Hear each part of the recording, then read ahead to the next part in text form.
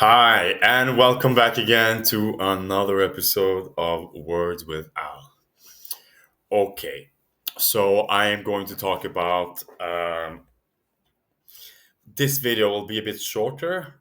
Well, maybe not. I don't know yet. Depends on what I have gathered. Now, see, I just need to say something first um, about me. It's important that you have some information about me. Who am I, and how do I know all these things, and what is leading to these conclusions, right?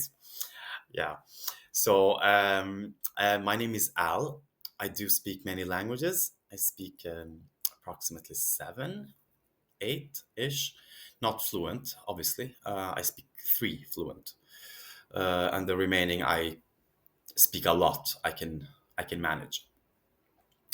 But in essence, what we have here is um, the Albanian language that I speak is very old and it's not registered. So it is unofficial. It doesn't exist online. It doesn't even exist in text because it was never formalized. It was never standardized. It is rural, rudimentary, primitive. Okay. So, and it is a European language. And because of that uh, primitiveness, or yeah, just the lack of writing, is in fact what has saved it. So we have been looking at language development all wrong. We assume that the more text and evidence there is, the older they are, but that is not true. What is true is that the more written text we find, the more that specific language has been developed, so that it stepped away from its roots.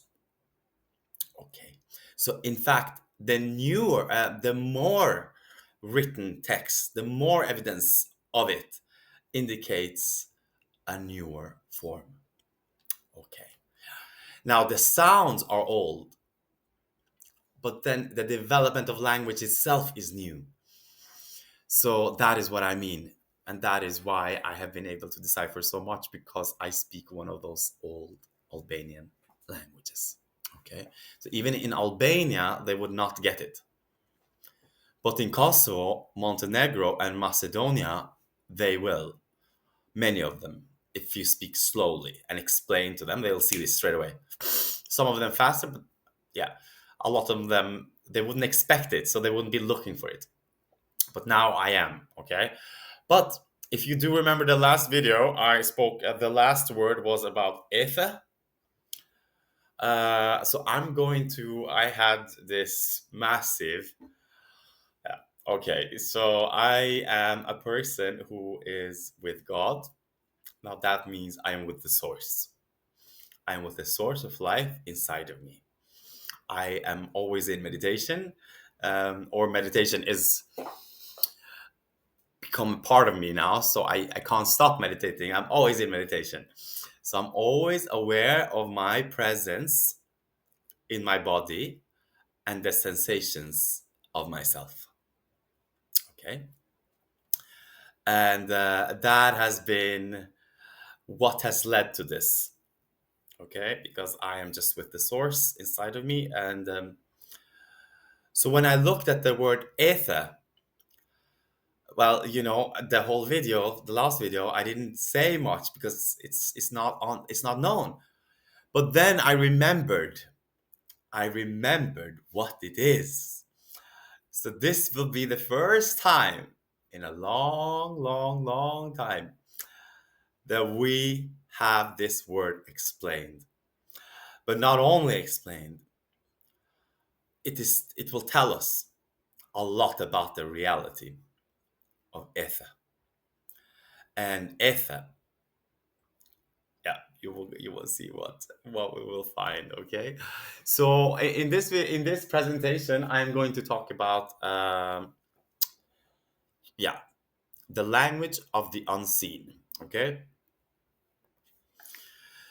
So, from a little bit before we go into that, I'm going to talk about the word if you remember from the last video, right and straight.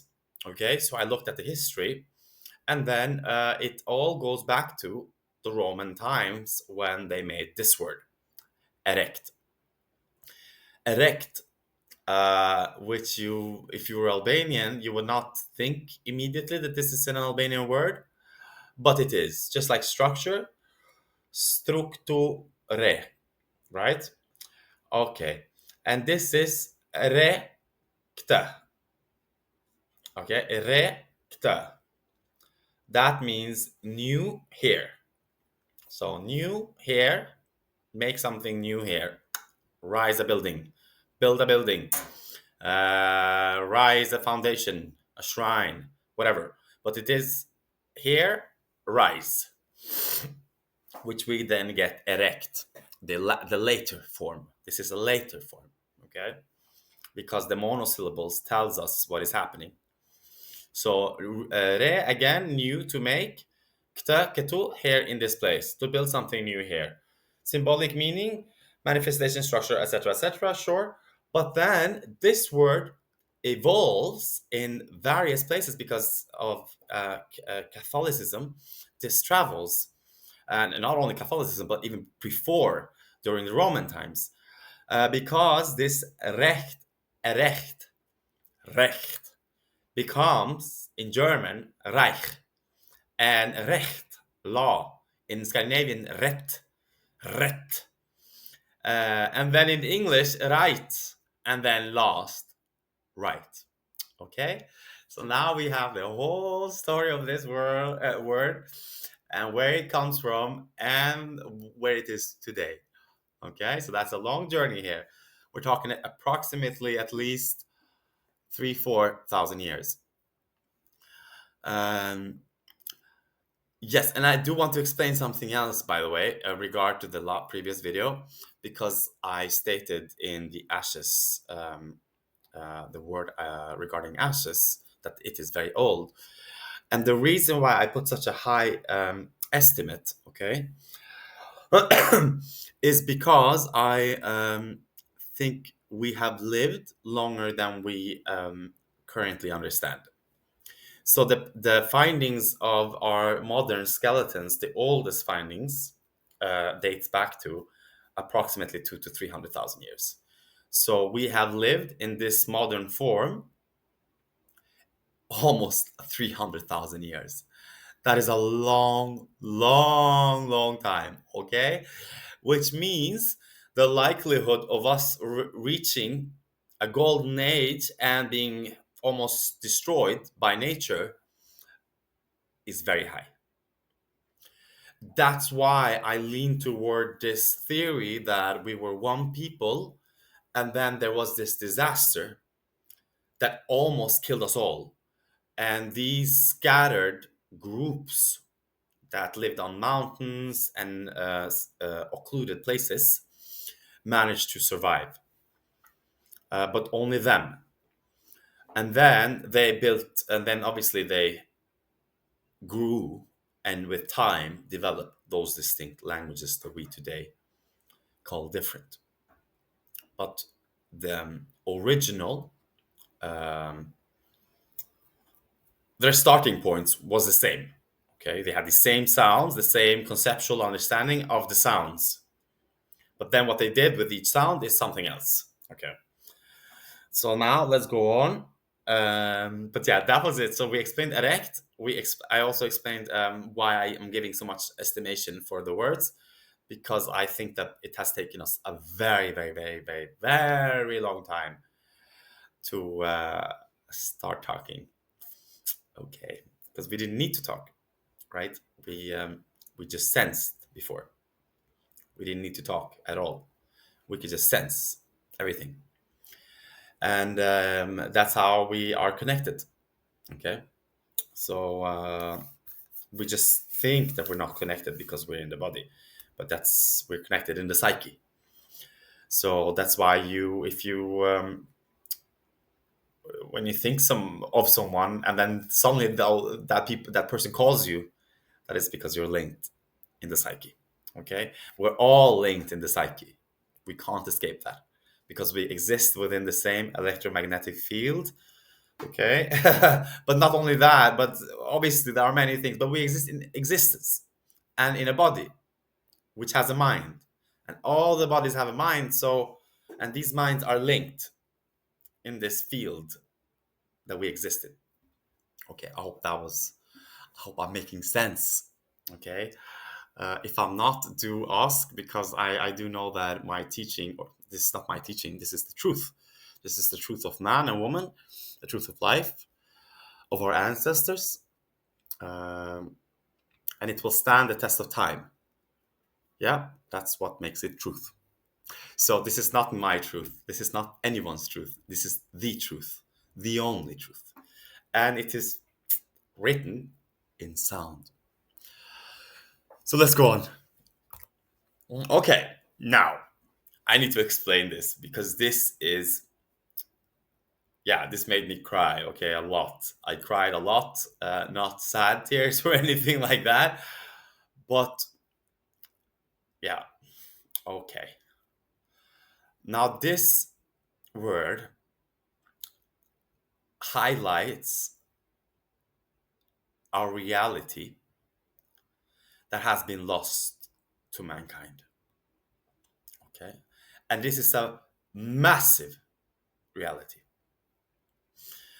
Um, our ancestors divided reality in three, always three, okay?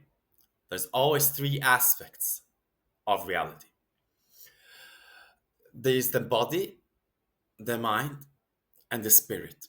And each of these have their own uh, function, ability, reality. Okay. So the body has the function of mobility, the mind has the function of thought, of imagination. But what function does spirit have? And you will see now, okay? Because there is something in existence that cannot be registered by neither body or mind, but only by the spirit.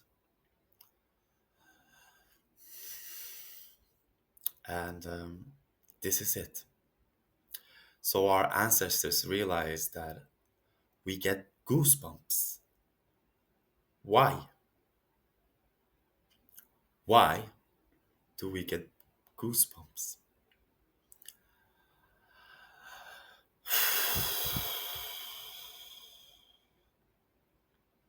I just need to, give it that stillness a little bit. Let's read. ETHÖ, a sixth sense. Goosebumps, chills, sacred shiver. A bodily response to beauty, truth, and presence. Not sight, sound, smell, taste, or touch. Not of the body. Not imagined, not thought of, so not of the mind. So it is felt through the spirit. Why? Why is it felt through the spirit? And the reason why is because only it can recognize beauty, truth, and love.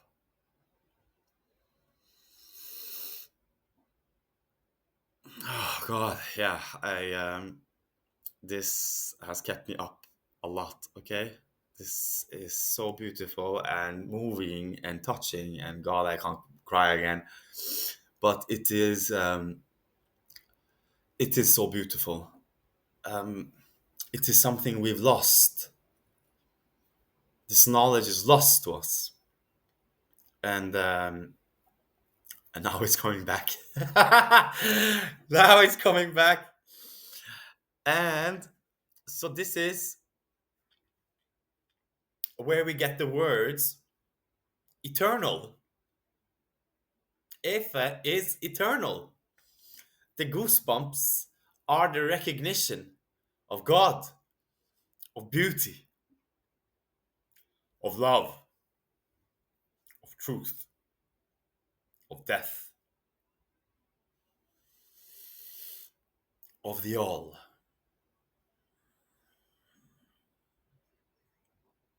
Which is why we also get other words like ethereal, eternal, eternity, ether. And we then get a lot of names. Ethel.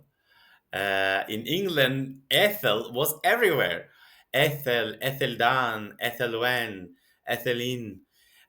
These were everywhere because the reality of ether was much more acknowledged back in time.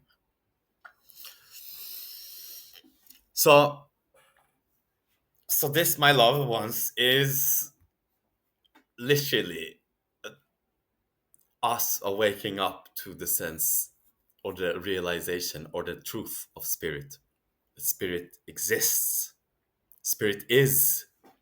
Spirit is what is keeping you alive. And that is why you feel goosebumps when you're reminded. Because it is the truth. You're reminded of the truth within you. And your whole body shivers. Because it can sense it. Can sense that here is truth. Whew, yeah, so that was this.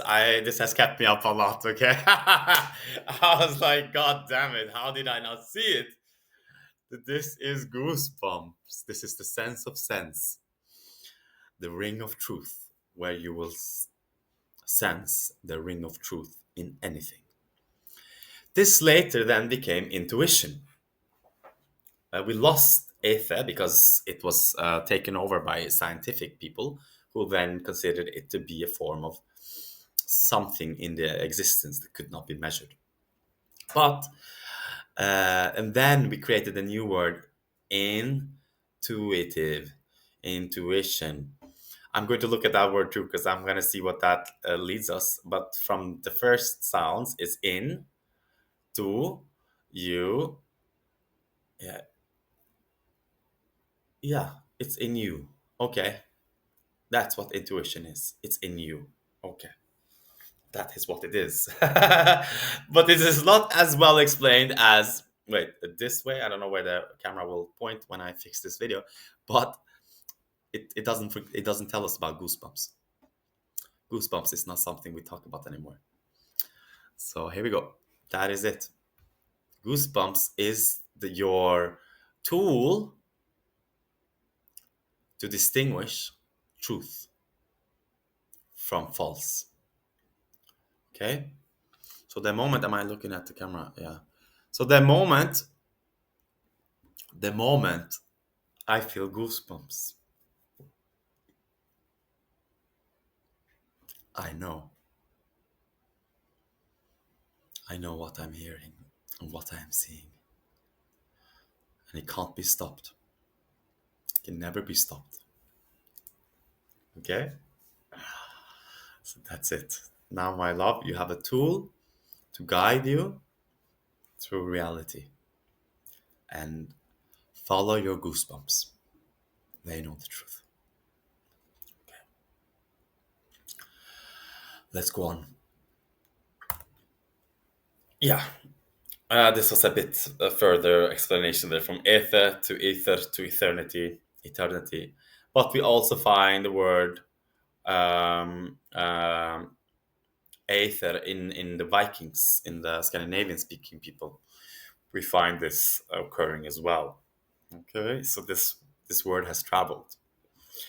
All stem from the same root experience, the feeling of truth and beauty in the bones, the sacred presence beyond sense perception, gateway to the unseen. So there you go, my love. This is the knowledge from our fathers and mothers, straight from the ancient times, directly to you. And then I was looking at the word essence, essence, and I found several semantics here. Esh, asht, as we said, spoke about in the last one, is ash, ash. So bone structure, what remains. She means to see. See is she.